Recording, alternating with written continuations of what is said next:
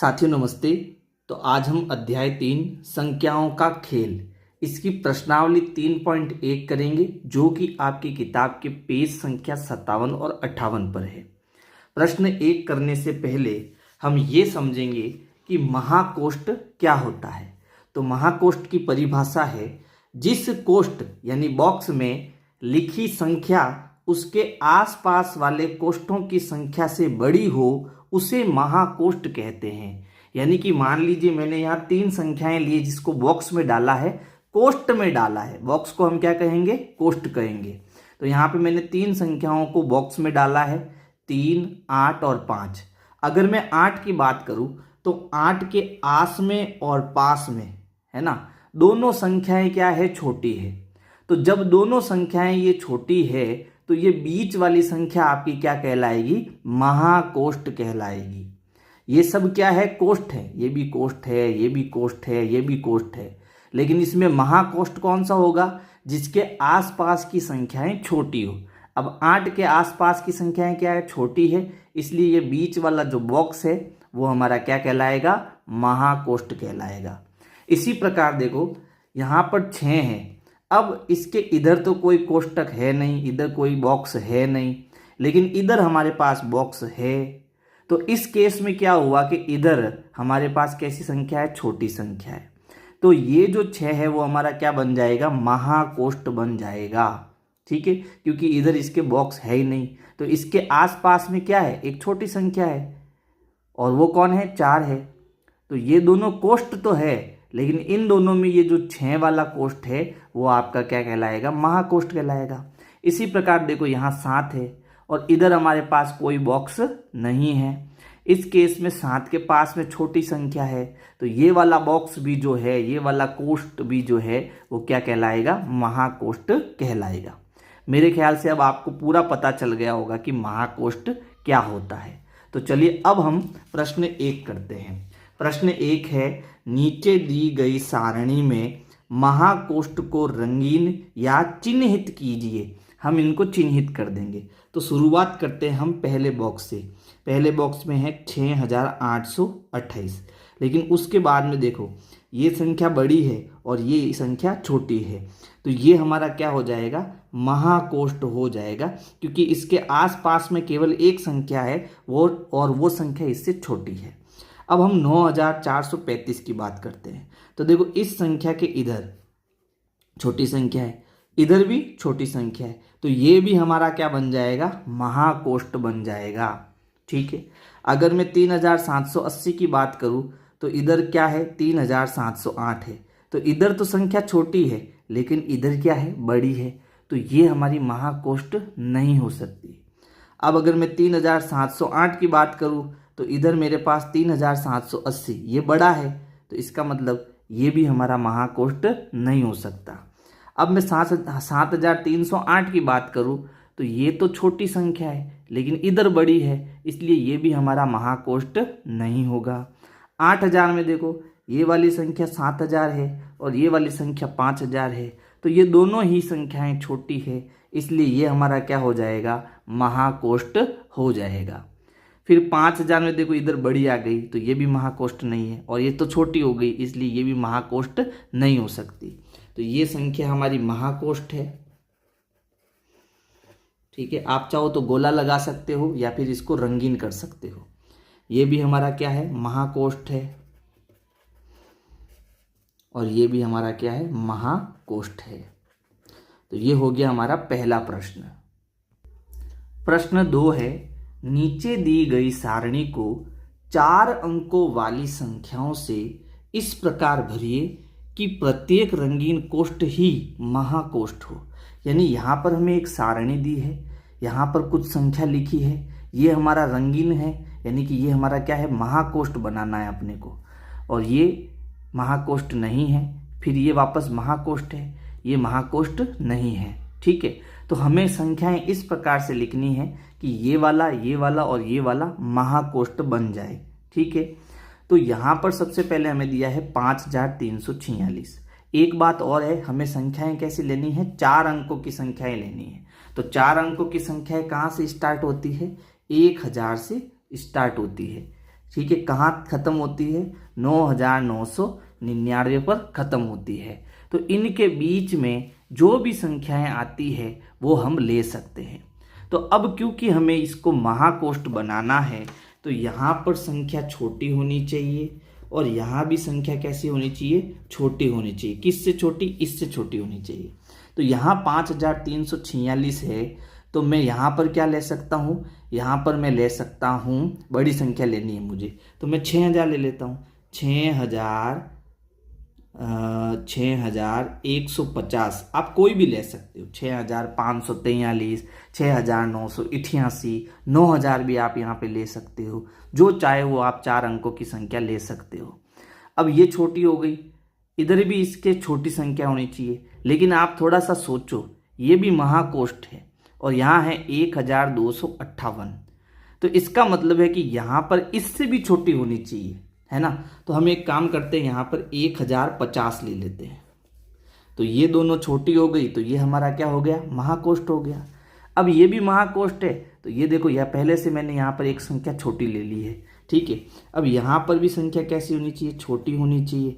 लेकिन 1050 आपको यहाँ पर वापस नहीं लेना है, आपको संख्या अलग लेनी है।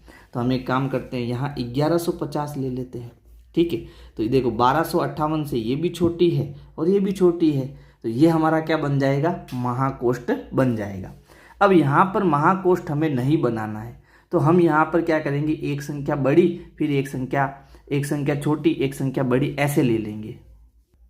ये आपको छोटी छोटी ऐसे लिखना नहीं है ना, ये आपको समझाने के मैंने ये यहाँ पर लिखा है। चलो अब यहाँ पर देखो, ये है 1150, तो इससे छोटी हम यहाँ ले लेते हैं ताकि ये महाकोष्ठ नहीं बनेगा। तो यहाँ पर मैं ले लेता हूँ 1000 ले लेता हूँ, ठीक है। तो ये बड़ा हो गया, ये छोटा हो गया। देखो महाकोष्ठ कब नहीं बनता है? जब यहाँ पर हम बड़ी संख्या ले लेते हैं और यहाँ पर जब हम छोटी संख्या ले लेते हैं। तो ये बड़ी संख्या हो गई और ये छोटी हो गई, तो यहाँ पर हमारा महाकोष्ठ नहीं बनेगा। ऐसे ही क्रम में चलना है अपने को, ठीक है। अब 1000 हो गया। अब इसको भी हमें महाकोष्ठ नहीं बनाना है, तो हम एक काम करते हैं, यहाँ पर बड़ी संख्या ले लेते हैं। तो यहाँ पर मैं ले लेता हूँ, अब यहाँ 9000 है ना, तो यहाँ पर मैं 7350 ले लेता हूँ, ठीक है। तो देखो ये भी हमारा महाकोष्ठ नहीं बनेगा। क्यों? इधर तो छोटी संख्या है, लेकिन इधर क्या आ गई? बड़ी संख्या, तो ये हमारा महाकोष्ठ नहीं बन सकता। लेकिन इसको हमें महाकोष्ठ बनाना है, इसका मतलब इससे बड़ी संख्या यहाँ पर हमें लेनी है। तो ये 9635 है, हम एक काम करते हैं, यहाँ 9999 ले लेते हैं। तो ये भी हमारा क्या बन जाएगा? महाकोष्ठ बन जाएगा, ठीक है। तो ये हो गया प्रश्न 2 का उत्तर। यहाँ पर संख्या आप कुछ भी लिख सकते हैं, लेकिन ध्यान ये रखना है कि जो यहाँ पर बॉक्स महाकोष्ठ के हैं वो संख्याएं बड़ी होनी चाहिए उनके आसपास की संख्याओं से, ये आपको ध्यान रखना है, ठीक है। प्रश्न 3 है, नीचे दी गई सारणी को इस प्रकार भरिए कि हमें अधिक से अधिक महाकोष्ठ प्राप्त हो, बिना दोहराए 100 से 1000 के बीच की संख्याओं का उपयोग कीजिए। यानी आप 100 से लगाकर 1000 के बीच की कोई भी संख्या लिख सकते हैं, लेकिन हमें उन संख्याओं को दोहराना नहीं है, ठीक है। और इसके साथ में हमें अधिक से अधिक महाकोष्ठ भी बनाने हैं। देखो अधिक से अधिक महाकोष्ठ कब बनेंगे? जब हम शुरुआत से ही महाकोष्ठ संख्या ले ले। जैसे यहाँ पर मैंने 8 ले लिया, तो मुझे इसको महाकोष्ठ बनाना है, ठीक है। तो यहाँ मुझे छोटी संख्या लेनी पड़ेगी 5, फिर यहाँ मैं वापस बड़ी संख्या ले लूँगा, ठीक है। जैसे मैंने 7 ले लिया, तो यहाँ छोटी संख्या ले लूँगा 3। तो अब देखो ये भी हमारा क्या बन गया? महाकोष्ठ बन गया। अब इसको महाकोष्ठ बनाने के लिए इससे बड़ी संख्या मुझे यहाँ पर लेनी पड़ेगी, मैं 6 ले लेता हूँ, तो ये भी हमारा क्या बन गया? महाकोष्ठ बन गया। यानी ज़्यादा से ज़्यादा आपको महाकोष्ठ बनाने हैं तो स्टार्टिंग से ही आपको महाकोष्ठ बनाना पड़ेगा, फिर एक संख्या छोड़ के एक संख्या को महाकोष्ठ आप बना सकते हो। समझ गए? तो यहाँ पर हमें संख्या 100 से लेकर 1000 तक लेनी है ना। तो यहाँ पर हम सबसे बड़ी संख्या लेते हैं, तो यहाँ मैं ले रहा हूँ 900, ठीक है, 900। अब मुझे ये महाकोष्ठ बनाना है, ठीक है। इसको मैं यहाँ पर अलग कलर कर देता हूँ, ये हमारा क्या हो गया? महाकोष्ठ हो गया। ठीक है, आप गोला लगा सकते हो या कलर कर सकते हो, जो भी आपको लगे। अब इससे छोटी संख्या यहाँ पर आएगी, है ना। तो यहाँ मैं छोटी, बहुत छोटी ले लेता हूँ, 200 ले लेता हूँ। ठीक है, फिर वापस मुझे यहाँ बड़ी संख्या लेनी है, तो 900 मैंने यहाँ पर ले लिया। एक काम करते हैं, हम यहाँ पर 850 ले लेते हैं। फिर इससे छोटी संख्या यहाँ पर हमें लेनी है। ठीक है, तो यहाँ 200 लिया था, यहाँ पर हम 300 ले लेते हैं। तो ये भी हमारा क्या बन गया, महाकोष्ठ बन गया। ठीक है, ये भी हमारा महाकोष्ठ बन गया। अब यहाँ पर छोटी संख्या है तो यहाँ बड़ी संख्या ले लो। तो 850 लिया, यहाँ 800 ले लेता हूँ। अब यहाँ इससे छोटी संख्या होनी चाहिए, तो यहाँ 300 ले लिया, मैं यहाँ 400 ले लेता हूँ। तो ये भी हमारा क्या बन गया, ये भी हमारा महाकोष्ठ बन गया। ठीक है, देखो इसके आसपास बड़ी छोटी संख्या है। अब इसको भी हमें महाकोष्ठ बनाना है, तो मैंने यहाँ 800 ले लिया। एक काम करते हैं, यहाँ हम 750 ले लेते हैं या 700 ले लेते हैं। ठीक है, तो यहाँ 700 लिया, तो यहाँ से इसको छोटा नंबर लेना पड़ेगा, तो हम यहाँ 500 ले लेते हैं। ठीक है, यहाँ 500 ले लेते हैं। तो ये भी हमारा क्या बन गया, महाकोष्ठ बन गया। ये भी हमारा महाकोष्ठ बन गया। ठीक है, अब इसको भी महाकोष्ठ बनाना है, तो हमें इससे बड़ी संख्या लेनी पड़ेगी। कौन सी संख्या नहीं आई, 600 नहीं आया, तो आप 600 ले लो। तो ये भी हमारा क्या बन गया, महाकोष्ठ बन गया। समझ में आया आपको। तो यहाँ मैंने ज़्यादा से ज़्यादा महाकोष्ठ बनाए। तो महाकोष्ठ ज़्यादा से ज़्यादा कब बनेंगे, जब स्टार्टिंग से हम बड़ा नंबर लेंगे, सबसे बड़ा नंबर। ठीक है, अब है प्रश्न 4। प्रश्न 4 क्या है, उपरोक्त सारणी में 9 संख्याओं में से कितने महाकोष्ठ है। यानी जो हमने ये सारणी भरी है, तो यहाँ पर हमने 9 बॉक्स दिए हैं, तो 9 में से कितने महाकोष्ठ बनाए, देखो 1 2 3 4 और 5। तो यहाँ पर हमने 5 महाकोष्ठ बनाए, 5 महाकोष्ठ। ये हो जाएगा प्रश्न संख्या 4 का उत्तर। ठीक है, अब हम करेंगे प्रश्न 5। प्रश्न 5 है, भिन्न भिन्न संख्याओं के कोष्ठों में कितने महाकोष्ठ संभव है। क्या आपको इनमें कोई पैटर्न दिखाई देता है। दी गई सारणी को भरने का वह कौन सा तरीका होगा जिससे हमें अधिक से अधिक महाकोष्ठ प्राप्त हो। ढूंढिए और अपनी योजना को साझा कीजिए। तो इसमें 3 प्रश्न हैं। पहला प्रश्न तो देखो यहाँ पर, भिन्न भिन्न संख्याओं के कोष्ठों में कितने महाकोष्ठ संभव है, ये हो गया पहला प्रश्न। दूसरा प्रश्न यहाँ है, क्या आपको इनमें कोई पैटर्न दिखाई देता है। फिर तीसरा प्रश्न यहाँ पर है, देखो ये तीसरा प्रश्न, दी गई सारणी को भरने का वह कौन सा तरीका होगा जिससे हमें अधिक से अधिक महाकोष्ठ प्राप्त हो। तो हम इस पहले प्रश्न को समझेंगे। पहला प्रश्न कहता है कि अगर हमारे पास भिन्न भिन्न कोष्ठक हो तो उसमें ज़्यादा से ज़्यादा महाकोष्ठ हम कितने बना सकते हैं। जैसे मान लो मैंने यहाँ पर 2 महाकोष्ठ लिए, ठीक है, 2 कोष्ठक लिए, इसमें मैंने 5 लिखा, इसमें 3 लिखा, तो मुझे यहाँ कितना महाकोष्ठ मिला, 1 महाकोष्ठ मिला। ठीक है, ये हमारा 1 महाकोष्ठ हो गया। तो मैंने बॉक्स कितने लिए, मैंने बॉक्स 2 लिए और मुझे महाकोष्ठ कितना मिला, मुझे महाकोष्ठ 1 मिला। तो हम क्या करेंगे, अगर 2 में मैं 2 का भाग देता हूँ तो मुझे 1 मिलता है। अब इस चीज़ को आप ध्यान रखना। फिर अगर मैं 3 खाने लेता हूँ, ठीक है, ये मैंने 1 2 और 3 खाने लिए, यहाँ पर मैंने मान लो 5 ले लिया, यहाँ 2 ले लिया और यहाँ मैंने 3 ले लिया। ठीक है, तो यहाँ पर देखो ये 5 हमारा महाकोष्ठ होगा, ये 3 भी हमारा महाकोष्ठ होगा, है ना। तो मैंने यहाँ कितने बॉक्स लिए, 3 बॉक्स लिए। अब मुझे महाकोष्ठ कितने मिले, मुझे महाकोष्ठ 2 मिले। तो ये 2 मुझे कैसे मिल सकता है, अगर मैं 3 में 1 जोड़ूँ फिर 2 का भाग दे दूँ तो 3 और 1 4, और 4 में 2 का भाग दूंगा तो 2 एकम 2, 2 दूनी 4, तो मुझे 2 महाकोष्ठ मिल जाएंगे। अब अगर मैं 4 बॉक्स लेता हूँ, ठीक है, 4 बॉक्स, इसमें 5 लिख देता हूँ, इसमें 3, फिर इसमें मैं आपके 6 लिख देता हूँ और इसमें 2 लिख देता हूँ। ठीक है, तो ये भी हमारा महाकोष्ठ है और ये भी हमारा महाकोष्ठ है।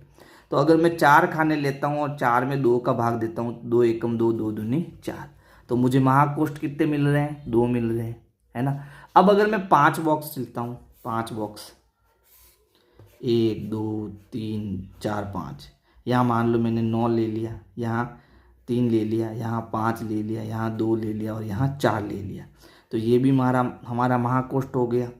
ये भी महाकोष्ठ हो गया और ये भी महाकोष्ठ हो गया। तो मैंने बॉक्स कितने लिए 5 और मुझे महाकोष्ठ कितने मिले 3 मिले। अब ये 3 कैसे आएगा, अगर मैं 5 में 1 जोड़ दूँ और 2 का भाग दे दूँ तो 5 और 1 6, 6/2 कितना हो जाएगा 2 तिया 6। यानी कि यहाँ पर एक फॉर्मूला बन रहा है। फॉर्मूला क्या बन रहा है कि अगर मैं सम संख्या लेता हूँ, जैसे 2 बॉक्स लिए 4 बॉक्स लिए तो ये हमारी सम संख्या है, तो 2 बॉक्स लेकर मैं 2 का भाग देता हूँ तो मुझे महाकोष्ठ मिल रहा है ना। और अगर मैं विषम संख्या लेता हूँ तो विषम संख्या में 1 जोड़कर मैं 2 का भाग देता हूँ तो मुझे यहाँ पर महाकोष्ठ मिल रहा है ना। तो ये हमारे पहले प्रश्न का उत्तर हो गया कि अगर भिन्न भिन्न संख्याओं को कोष्ठ में कितने महाकोष्ठ संभव है, अधिक से अधिक कितने महाकोष्ठ संभव है, तो इसका सीधा एक उत्तर हम बना देते हैं कि यदि कोष्ठ विषम है तो अधिकतम महाकोष्ठ हो जाएंगे n+1/2। देखो यहाँ पर हम विषम संख्या ले रहे थे, ठीक है, ये हमारी विषम संख्या है 1 2 3। तो यहाँ पर हमने क्या किया, 3 में 1 जोड़ा फिर 2 का भाग दिया तो 3 और 1 कितना हो गया 4, और 4 में जब 2 का भाग दिया तो हमें महाकोष्ठ कितने मिले 2। तो जब हमारे कोष्ठ विषम है तो अधिकतम महाकोष्ठ हमें कैसे मिलेंगे, n+1/2 करके हमें अधिकतम महाकोष्ठ मिलेंगे। यदि कोष्ठ सम है तो अधिकतम महाकोष्ठ कैसे मिलेंगे, n/2 करेंगे तो हमें अधिकतम महाकोष्ठ मिल जाएंगे। तो देखो यहाँ सम संख्या है 1 2, तो यहाँ पर मुझे कितने बॉक्स है 2, तो 2 में 2 का भाग दिया कितना महाकोष्ठ मिला 1 महाकोष्ठ मिला। ये है 1 2 3 4, ये सम संख्या है तो 4 में सीधा 2 का भाग दिया कितना मिला 2। तो यहाँ देखो 2 महाकोष्ठ हम अधिकतम बना सकते हैं, है ना। तो यहाँ पर मैंने ये नंबर नहीं लेके क्या ले लिया, n ले लिया। तो विषम है तो n+1/2 और सम है तो n/2, हम अधिकतम महाकोष्ठ प्राप्त कर सकते हैं। तो ये पहले प्रश्न का उत्तर हो गया। फिर दूसरा क्या है, क्या आपको इसमें कोई पैटर्न दिखता है, तो बिल्कुल देखो ना, ये हमारा एक पैटर्न बन रहा है। पहली बार में n/2 आ रहा है, दूसरी बार में n+1/2 आ रहा है, फिर वापस n/2 आ रहा है, फिर वापस n+1/2 आ रहा है। तो ये हमारा क्या बन रहा है, एक पैटर्न बन रहा है ना। तो यहाँ लिखेंगे हाँ इसमें पैटर्न दिखेगा। फिर तीसरा प्रश्न क्या है, दी गई सारणी को भरने का वह कौन सा तरीका होगा जिससे हमें अधिक से अधिक महाकोष्ठ प्राप्त हो। तो मैंने इसके बारे में आपको बताया था। जैसे यहाँ पर देखो 5 खाने हैं, तो स्टार्टिंग में मैंने बड़ी संख्या ले ली, फिर छोटी ले ली, फिर वापस बड़ी ले ली, अगली वापस छोटी ले ली, फिर वापस बड़ी ले ली। ऐसे अगर मैं संख्या लेता जाऊंगा तो मुझे ज़्यादा से ज़्यादा महाकोष्ठ मिलेंगे, है ना। तो इसका उत्तर क्या लिखना, सबसे अधिक महाकोष्ठ प्राप्त करने के लिए पहले कोष्ठ को महाकोष्ठ बनाना, उसके बाद एक छोड़कर एक, यानी एक छोटा एक बड़ा, एक छोटा एक बड़ा, तो इससे हमें महाकोष्ठ मिलते जाएंगे, ज़्यादा से ज़्यादा महाकोष्ठ मिलते जाएंगे। तो ये हो गया प्रश्न 5 का उत्तर। प्रश्न 6 है, क्या आप संख्याओं को बिना दोहराए एक रिक्त महाकोष्ठ सारणी को इस प्रकार भर सकते हैं कि उसमें कोई महाकोष्ठ ना हो, क्यों और क्यों नहीं। प्रश्न कह रहा है कि अगर मैं कोई सारणी लेता हूँ, मान लो ये मैंने एक सारणी बना ली और इसमें मान लो मैंने 3 बॉक्स बना लिए। अब मैं कोई भी मेरी मर्जी से एक संख्या ले लेता हूँ, जैसे 1 2 और 3, ठीक है। तो क्या इसमें हमें महाकोष्ठ मिलेगा, बिल्कुल मिलेगा। ये जो 3 होगा वो हमारा क्या होगा, महाकोष्ठ होगा, है ना। ये 2 तो नहीं हो सकते, लेकिन ये तीसरा हमारा क्या होगा, महाकोष्ठ होगा। आप चाहे कुछ भी कर लो, हमें एक संख्या बड़ी मिलेगी ही मिलेगी, है ना। कब, जब हम कोई संख्या दोहराए नहीं, जैसे यहाँ भी एक ले लिया और यहाँ भी एक ले लिया और यहाँ भी एक ले लिया, तब तो हमें महाकोष्ठ मिलने वाला नहीं है। तो हमें संख्याओं को दोहराना नहीं है, बिना दोहराए, यानी अलग अलग नंबर लेने हैं। जैसे एक और ट्राई करते हैं, जैसे मान लो मैंने यहाँ पर 1 2 और 3 4 बॉक्स ले लिए। अब यहाँ मैं 1 2 3 और 4 नंबर डालता हूँ, ठीक है।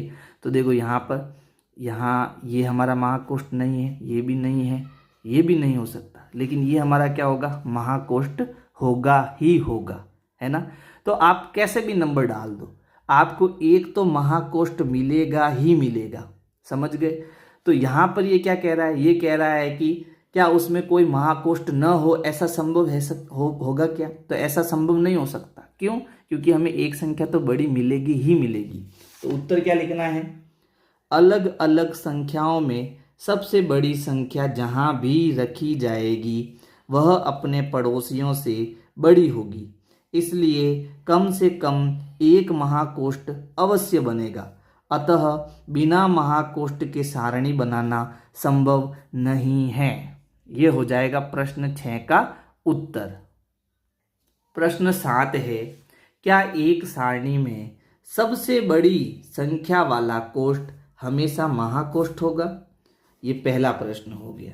फिर दूसरा प्रश्न, क्या एक सारणी में सबसे छोटी संख्या वाला कोष्ठ एक महाकोष्ठ हो सकता है? क्यों या क्यों नहीं?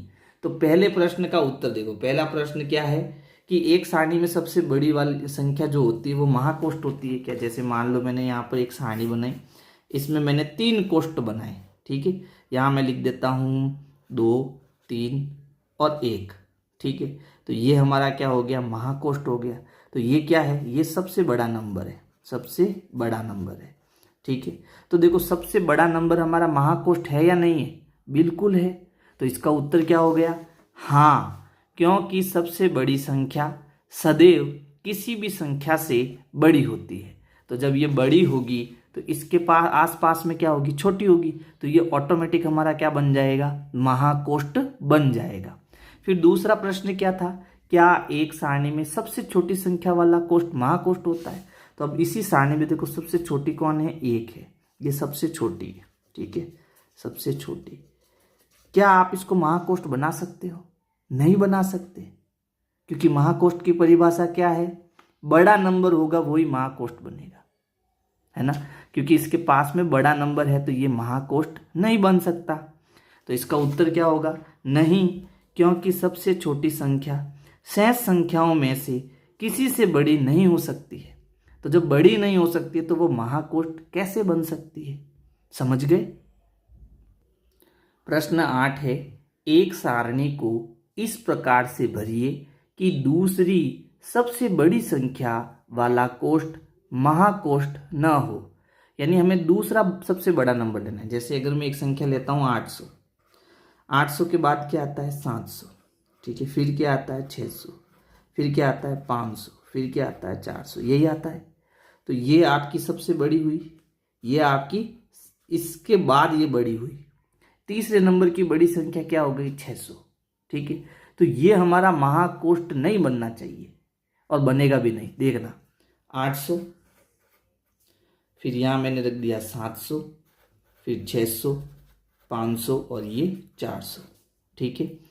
ये हमारा क्या है? ये हमारा महाकोष्ठ है ना। ये हमारा महाकोष्ठ है क्योंकि इसके पास में छोटी संख्या है।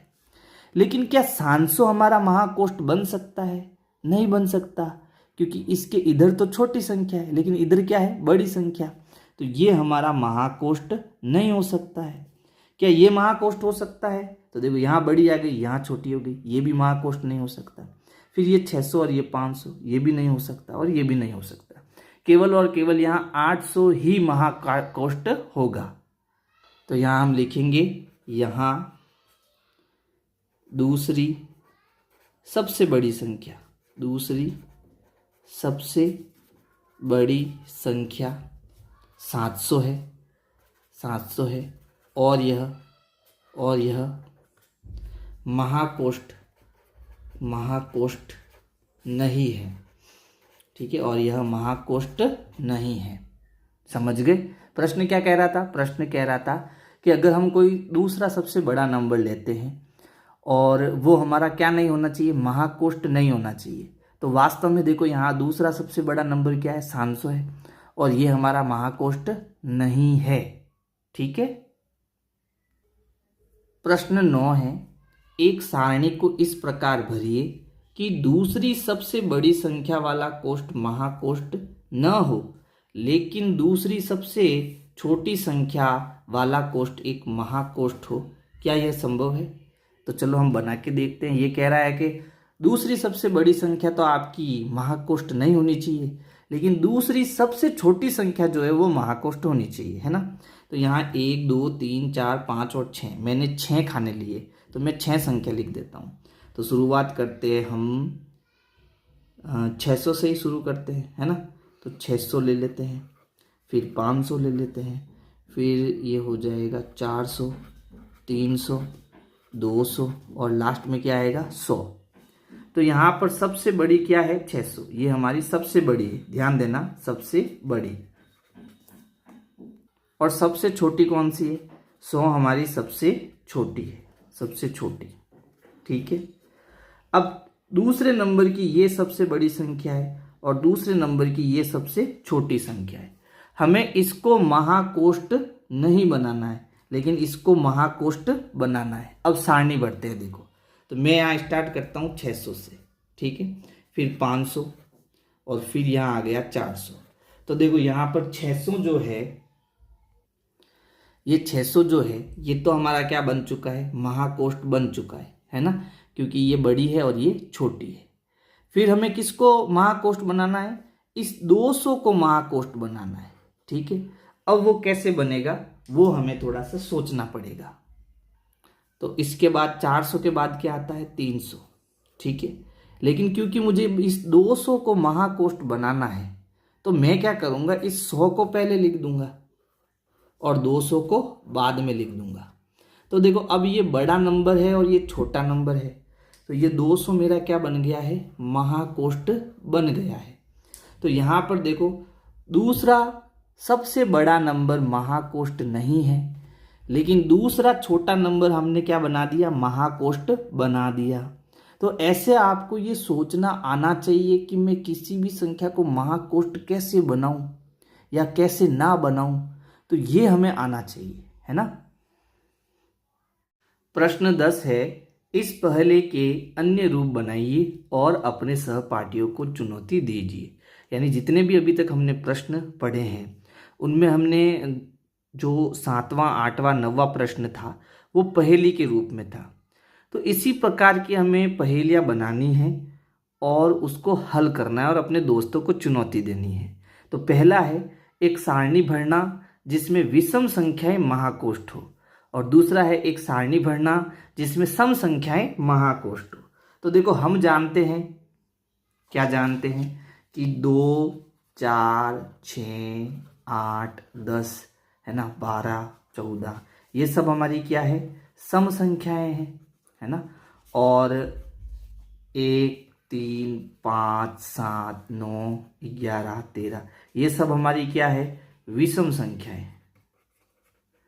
अब प्रश्न में कह रहा है कि हमें ऐसी सारणी बनानी है जिसमें जो विषम संख्याएं जितनी भी हो वो हमारी क्या हो, महाकोष्ठ हो। तो हमें एक ऐसी सारणी बनानी है जिसमें सम संख्याएं भी आएगी और विषम संख्याएं भी, लेकिन जितनी भी विषम संख्याएं हैं उन्हें हमें क्या बनाना है, महाकोष्ठ बनाना है। ठीक है। तो यहाँ पर मैं एक सारणी बना लेता हूँ जिसमें 3 नंबर हम डाल देते हैं, 3 बॉक्स बना देते हैं, 3 कोष्ठ बना देते हैं। ठीक है। जैसे यहाँ पर मैंने ले लिया 5, तो ये हमारी विषम संख्या है, क्या है, विषम संख्या। और यहाँ मैं ले लेता हूँ 2, ये हमारी क्या है, सम संख्या है ना। फिर यहाँ वापस मैं 7 ले लेता हूँ, ये भी हमारी क्या है, विषम संख्या। तो 2 विषम संख्याएं मैंने ली है, देखो वो महाकोष्ठ बन चुके हैं। ये मेरी विषम संख्या है। अब ये संख्या 2 से बड़ी है तो ये महाकोष्ठ बन गया। 7 विषम संख्या है और ये 2 से बड़ा है तो ये भी मेरा क्या बन गया है, महाकोष्ठ बन गया है। अब इसका उल्टा करना, एक सारणी भरना जिसमें सम संख्या महाकोष्ठ हो। तो हम वापस 3 नंबर ले लेते हैं, लेकिन अब की बार यहाँ सम संख्या ले लेते हैं। ठीक है। यहाँ विषम संख्या ले लेते हैं, जैसे 3 ले लिया मैंने, और यहाँ वापस सम संख्या ले लेते हैं, 6 ले लिया मैंने। ठीक है। तो देखो यहाँ पर ये सम संख्या महाकोष्ठ है, ये विषम संख्या महाकोष्ठ नहीं है, ये वापस सम संख्या है, ये हमारा महाकोष्ठ है ना। तो इस प्रकार से ये हमारा प्रश्न संख्या 10 हो जाएगा। आपको मेरी वीडियो कैसी लग रही है कमेंट करके ज़रूर बताएं। वीडियो को लाइक करें, अपने दोस्तों को शेयर करें। Thank you.